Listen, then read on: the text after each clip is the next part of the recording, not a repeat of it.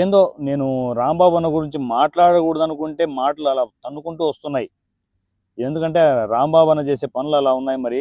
పాపం బిడ్డ బెయిల్ నుంచి బయటకొచ్చిన తర్వాత ఏదో రెస్ట్ తీసుకుంటాడులే, పూరీలు, దోసలు తింటూ ఇంట్లో కొంచెం 2 రోజులు రెస్ట్ తీసుకొని బయటకొస్తాడులే అనుకుంటే ప్రెస్ మీట్లు పెట్టి వాయించేస్తున్నాడు.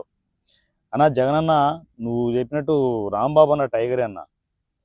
No doubt at all టైగరే.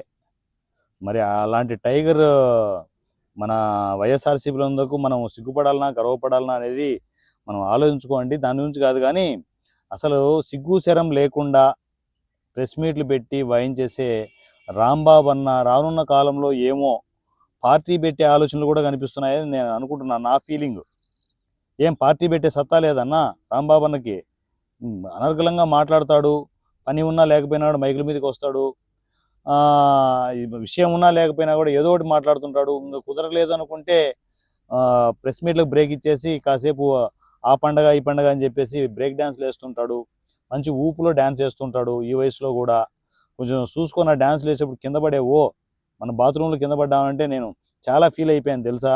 నువ్వు డ్యాన్స్లు వేసి అక్కడ ఇక్కడ కింద పడితే ఏంది పరిస్థితి?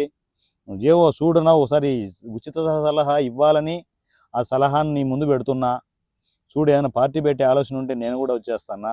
నేను కూడా ఉచిత సలహాదారుడుగా నీ పార్టీలోకి వస్తా.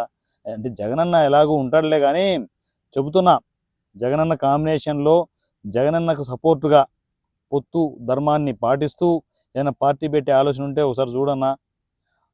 ఆ దిశగా ఆలోచిస్తే ఏమైనా కొంచెం మనకు వర్కౌట్ అయ్యే ఛాన్స్ కనిపిస్తుందని అనుకుంటున్నా. రాంబాబు అన్న ఒక రేంజ్ టైగర్ అబ్బా అది. రాంబాబు అన్న, నేను ఇచ్చిన సలహా అయినా పనికొస్తుందని చూడు.